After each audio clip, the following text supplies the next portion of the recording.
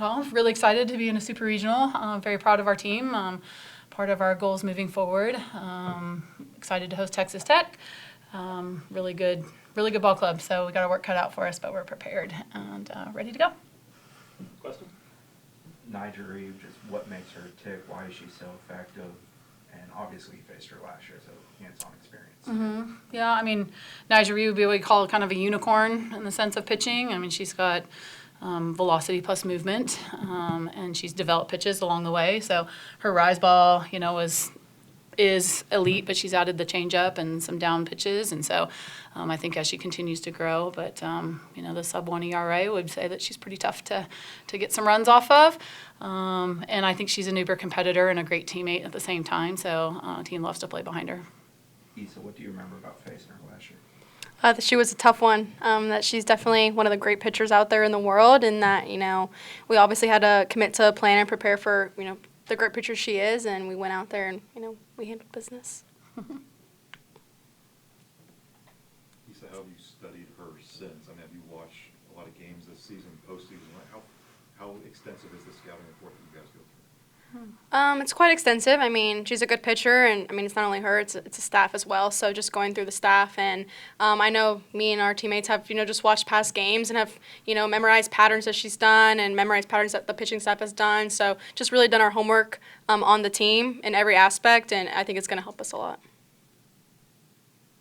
Lonnie, what's the challenges that their lineup presents?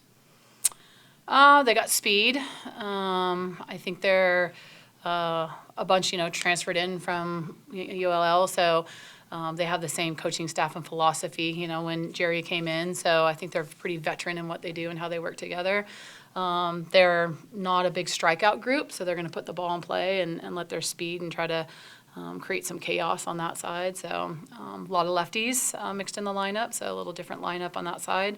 But yeah, I think Nigerie is very unique in what she does already, and now she's added some good offense behind her, and like Issa said, some really good pitching to support her on that side of it. So they are a full package, and the one thing they don't have under their belt is being in super regionals as a squad. So for them winning their conference and doing what they've done so far, they understand what winning's like. But this could be another level for them. Nigerie's been there, of course, but another level for them. So being in our hometown here and what the Plex does, could add a little pressure to that. So, we're hoping our strategy on one side of it and the Plex shows up on the other side, that we can create the chaos too on our side. Coach, does this make the Tech team, knowing that this is their first super regional appearance, does that make them even more tougher now because it might be a type of team that might not have anything to lose? Mm-hmm. Yeah, no, definitely they can come in. I mean, we've seen some crazy upsets in the regional side with Liberty and what Southeastern did. I think there's a lot of people that are taking the mindset of us against the world and the underdog. But pressure is pressure, and it's how you look at it. And so we've got to do us. That's the most important part right now, is we got to be us and then add the strategy side to it. So if I know Jerry and what he does coaching, he's going to have them ready to go. Issa, how excited are you to experience this super regional atmosphere at home for the first time? Oh yeah, super excited. I don't think I've stopped talking about it. Just getting another moment like this in another year. I mean, super grateful, super blessed. But to do it with Team 42, I think it's just going to be super special, and have the Plex behind us as well and feel that energy. I think I'm super excited. I know the team's super excited. So just excited to see us tomorrow and how we handle it. But I think it's going to be great. So Issa, first off, congratulations on first team All-America. Thank you. From Softball America. Where do you think you've made the greatest strides in your game to allow you to reach that status from last year? If I'm being honest, being nicer to myself. I know I have a standard that's pretty high for myself, an expectation that's pretty high for myself, but, talking to my coaches and talking to my teammates, they rely on me a lot. So knowing that, I'm a big part, but also knowing, it's okay to, mess up a little once in a while, or, not to be perfect. And I think I've worked on that a lot. And I've kind of made it a priority to see for myself that, I'm not going to be perfect, and I'm going to make mistakes, and, I'm not going to, go 4 for 4, have great stats every game. But I think that's just been a huge stride for me, and I've definitely worked on it a lot, and I think that's made me the player I am this year for sure. So in the regional, you came up in your first appearance and you hit a home run. Mm-hmm. Second appearance, you butted for a base hit. How do you decide which way you're going to go on that? Secrets, we don't tell those secrets. You're obviously very versatile. So. Yeah. Honestly, just knowing, what tools I have in my box and using them in times of need. And so I've definitely worked on that a lot this year and just using my tools. And I think I have, used my speed a lot. And I think that's just helped me as a player. And obviously it's helped my team a lot. So I'm just going to continue to do that. Lonnie, you always seem at ease with this group. Since Sunday concluded, everything they've done kind of led you in that direction once again as you prepare for a super regional and all the pressure that comes with such a thing. Yeah, I mean, we always have expectations of the program to be here, and we're driving every year to be at the World Series. But I think if we've done a good job as a coaching staff, it's their team now, and they should be prepared for these moments. We do a lot of teaching and a lot of pushing, probably, obviously the fall, and then February and March, really like pushing. And then at some point, it kind of turns over to the team, and, like the leadership that Issa has now, she has confidence in that leadership because we've tried to push a lot of those conversations. And so now the more calm we can stay as a coaching staff and continue to feed what they understand, strategy and how to be them, can allow them the comfort of the coaching staff on that side of it. So, we pushed some buttons this last weekend and when we have to, but because of our relationship with our team and knowing where they want to go and where Team 42 wants to go, the program, as I'm leading it every year, wants to be in Oklahoma City, but it's going to be a different team leading that every year. And so I think when you have people like Issa who are now more comfortable being leadership roles and realizing that at moments she's going to use her tools and we don't have to tell her to use her tools, they can go out and play the game pretty free. And that's what you want to see, as a coach, is them understanding the game and playing the game free and having fun. Even in high pressure situations, that was a lot of fun last weekend. And some big plays and some big situations that we were in defensive shifts, and they sold out for that and they were connecting on that, and they have that moment for their life. It's not about me and about us as a coaching staff. So I think that's where the comfort comes in and the calmness comes in. Issa, having a teammate like Michaela, who's been a leader throughout her Florida State career, how much that really set the pressure out a little bit of you wanting to step into a leadership role?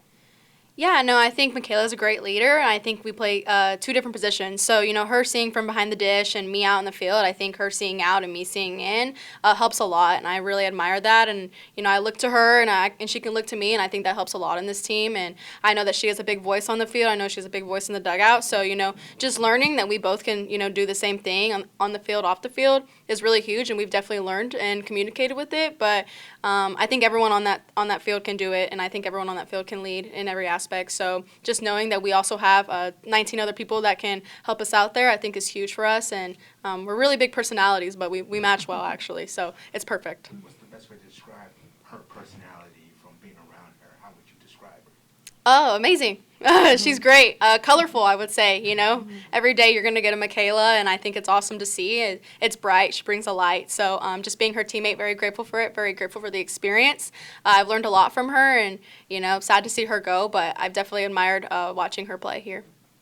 Kind of following up on that, Coach, this is such a big senior class, and you guys went so long without playing a graph. For them to get one more weekend at the friendly confines, for them to get this postseason atmosphere one more time, just how excited are you for them that they get to experience now? Yeah, our little senior send-off that, we kind of came up with was really fun.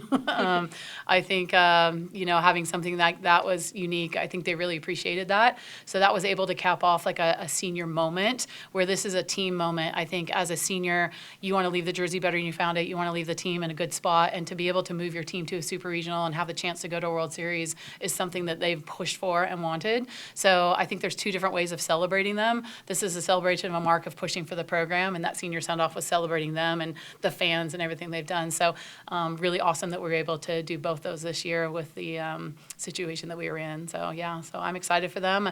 The biggest thing we've got to do, and teammates have got to do, is keep them grounded, because you can easily get into the mode of like, this could be my last game, and we've got to balance that at times. So this team really cares about this program and their teammates, and we can get caring too much sometimes, and we got to get to team a little bit more, and we've addressed quite a bit of that. So when you have 9 seniors kind of feeling that, sometimes you got to get it out of their head and be about compete, and that's something that we've talked about a lot because they do love this place a ton.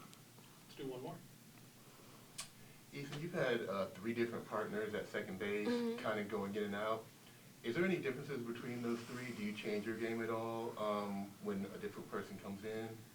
Having three is special, actually. I get to have a different relationship with each one. I don't do anything different necessarily. I just know that they're right there to my left, and I admire that. I admire all three of them, and each one that comes in, we just handle the game how it is. I mean, we practice it all together, obviously, on the field, so they know what to do, I know what to do, and we just go out there and we work.